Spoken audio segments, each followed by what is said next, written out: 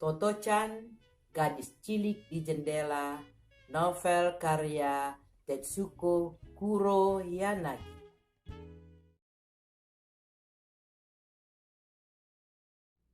Kepala sekolah. Ketika Mama dan Toto-chan masuk, pria yang ada di kantor itu bangkit berdiri dari kursinya.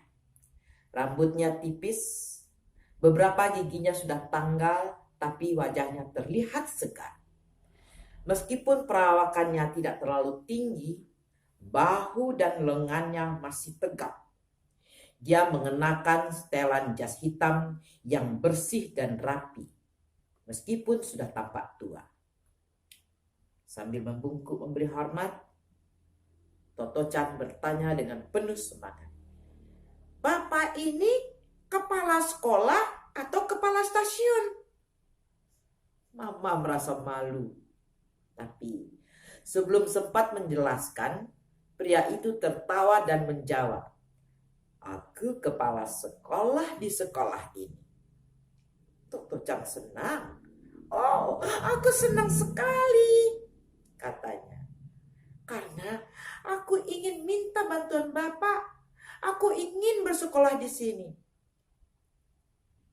Kepala sekolah menyuruh Toto-chan duduk, lalu berpaling kepada Mama. Anda boleh pulang sekarang. Saya ingin bicara dengan Toto-chan. Sesaat Toto-chan merasa tidak enak. Tapi entah mengapa dia merasa akan cocok dengan pria itu. Baiklah, saya tinggalkan dia bersama Anda, kata Mama dengan berani. Lalu menutup pintu di belakangnya setelah dia keluar. Kepala sekolah menarik kursi ke dekat Toto-chan, lalu duduk berhadapan dengan gadis cilik itu. Ketika mereka sudah duduk nyaman, dia berkata, sekarang ceritakan semua tentang dirimu. Ceritakan semua apa saja yang kau inginkan. Apa saja yang aku suka? Toto-chan mengira kepala sekolah akan menanyakan pertanyaan-pertanyaan yang harus dijawabnya. Ketika dia berkata, Toto-chan boleh menceritakan apa saja yang ingin diceritakannya, Toto-chan senang sekali dan langsung berbicara penuh semangat. Ceritanya kacau dan urutannya tidak karuan, tapi semua dikatakannya apa adanya. Dia bercerita kepada kepala sekolah tentang betapa cepatnya kereta yang mereka tumpangi. Tentang bagaimana dia minta diperbolehkan menyimpan satu karcis kereta kepada petugas pengumpul karcis. Tapi tidak diizinkan. Tentang sarang burung walet, tentang Rocky anjingnya yang berbulu coklat dan bisa melakukan berbagai keterampilan. Tentang bagaimana dia suka memasukkan gunting ke dalam mulutnya waktu di taman kanak-kanak. Dan gurunya melarangnya karena lidahnya bisa tergunting. Tapi dia tetap saja melakukannya. Tentang bagaimana dia membersih hidung karena Mama memarahinya kalau hidungnya melek. Tentang Papa yang sangat pandai berenang dan menyelam. Dia terus bicara tanpa henti. Kepala sekolah mendengarkan, tertawa, mengangguk, dan berkata, lalu? Dan Toto-chan merasa senang sekali. Dia terus bercerita sampai akhirnya kehabisan cerita. Toto-chan duduk dengan mulut terkatup sambil berpikir keras mencari bahan cerita. Tak ada lagi yang ingin kau ceritakan? Tanya kepala sekolah. Sayang benar kalau berhenti cerita sekarang, pikir Toto-chan. Ini kesempatan yang bagus sekali. Tak ada lagi yang bisa diceritakannya. Dia berpikir-pikir. Kemudian dia mendapat ide. Dia bisa cerita tentang gaun yang dikenakannya hari itu. Hampir semua bajunya buatan mama. Tapi yang ini dibeli di toko. Setiap pulang sekolah di sore hari, pakaiannya selalu robek. Ada yang robeknya parah. Mama tak pernah tahu kenapa bisa begitu. Bahkan celana dalamnya yang terbuat dari kain putih juga robek-robek. Toto Chan menjelaskan kepada kepala sekolah bahwa pakaiannya robek-robek karena dia suka menyeberangi kebun orang dengan menyusup di bawah pagar halaman atau merayap di bawah kawat berduri yang memagari tanah kosong.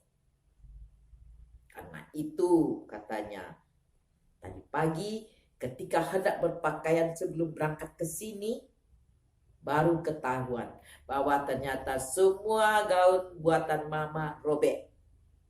Jadi dia harus mengenakan rok yang dibeli mama. Rok itu bermotif kotak-kotak kecil, merah abu-abu, terbuat dari kain jersey. Baju yang lumayan bagus, tapi menurut mama, sulaman bunga-bunga merah di kerahnya jelek sekali. Mama tidak suka kerah ini, kata Toto Chan sambil menunjukkan kerahnya kepada kepala sekolah. Setelah itu Toto Chan benar-benar kehabisan cerita. Dia berpikir keras tapi tak bisa menemukan bahan cerita lain. Hal ini membuatnya merasa agak sedih. Untungnya tepat ketika itu kepala sekolah berdiri.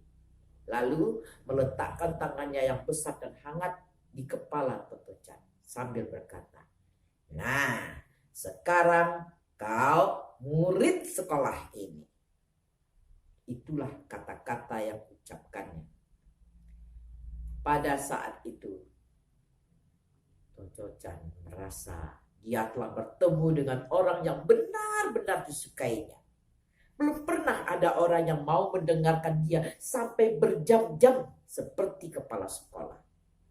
Lebih dari itu, kepala sekolah sama sekali tidak menguap atau tampak bosan. Dia selalu tampak tertarik pada apa yang diceritakan Toto Chan. Sama seperti Toto Chan sendiri. Toto Chan belum belajar tentang menghitung waktu. Tapi dia merasa telah bercerita cukup lama.